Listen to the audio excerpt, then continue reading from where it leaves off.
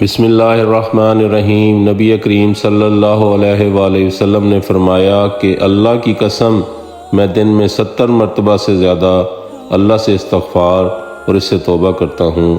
استغفر اللہ و اتوب الیہ، صحیح بخاری حدیث نمبر 6307۔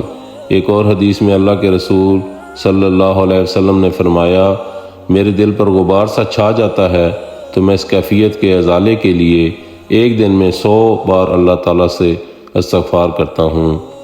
صحیح مسلم۔ آئیں دوستو، ہم اللہ کے رسول کی اس ہدایت اور سنت پر عمل کرتے اللہ سے استغفار کریں۔ استغفار کی توفیق تمہارے کامیاب ہونے کی پہلی نشانی ہے۔